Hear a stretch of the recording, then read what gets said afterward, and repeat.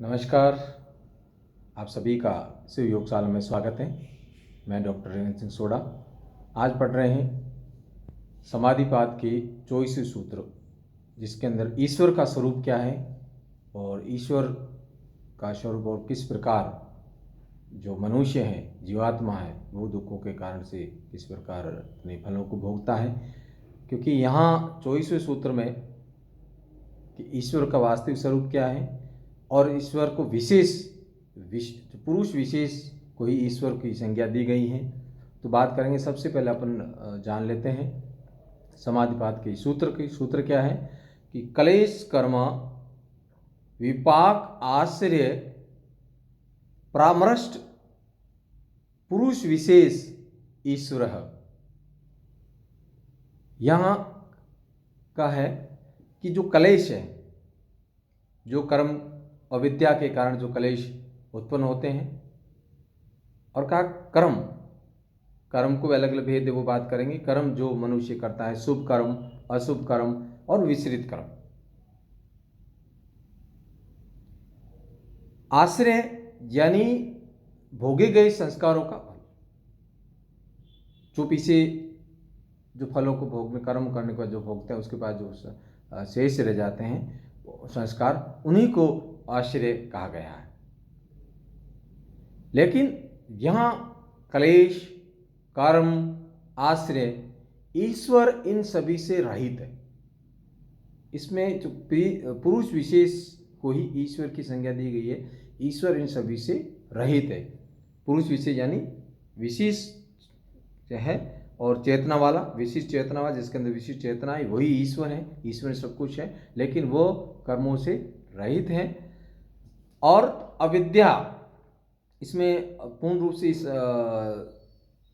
सूत्र में ईश्वर का पूरा स्वरूप व्याख्या की गई है। और ईश्वर के यहाँ जो कर्म रहित हैं और क्लेश रहित हैं, आश्रय रहित है की बात की गई है। तो क्लेश रहित का मतलब है कि संसार में जो दुखों का कारण है, आज के समय के जो दुखों को कारण है, वो है क्लेश। और उन्हीं के द्वारा दुख और सुख उत्पन्न होते हैं। दुख है तो उसी कारण है, सुख है तो उसी के कारण है। लेकिन ईश्वर इन क्लेशों से रहित है। यहाँ क्लेश कितने प्रकार के, जो 5 प्रकार के क्लेश बताए गए हैं। क्लेश वैसे उत्पन्न किससे होते हैं? अविद्या के कारण।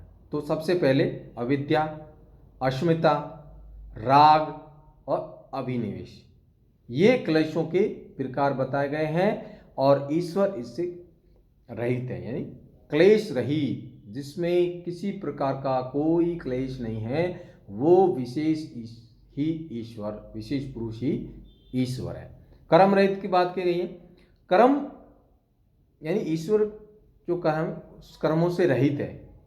कर्म कौन करता है? मनुष्य करता है। यहाँ कर्म को 2 प्रकार के बताए गए हैं, सकाम कर्म, निष्काम कर्म।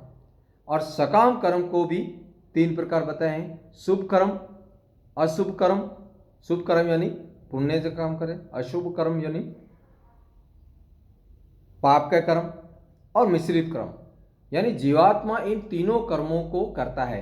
अगर वो शुभ कर्म करेगा तो अच्छे पुण्य का फल पाएगा और उसको सुख की प्राप्ति होगी। अगर वो अशुभ कर्म करेगा तो उसको पापों को भोगना पड़ेगा, पाप को दुखों को भोगना पड़ेगा। और मिश्रित कर्म से मतलब है, कभी वो शुभ कर्म कर रहा है तो सुख भोग रहा है, और अशुभ कर्म कर रहा है तो वो दुख भोग रहा है। तो कभी मिश्रित, लेकिन शुभ अशुभ मिश्रित कर्म ईश्वर यानी विशेष पुरुष जिसे ईश्वर कहा गया है, वो इन कर्मों से रहित है। किसी प्रकार से वो कर्म नहीं करता है, लेकिन वो इससे रहित है। विपाक की बात कही, जो कर्मों के फल है, तो वहां भी यही कहा कि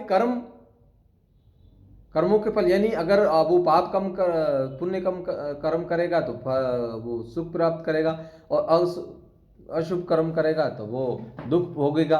तो और मिश्रित कर्म का कभी सुख भोगेगा, कभी दुख भोगेगा।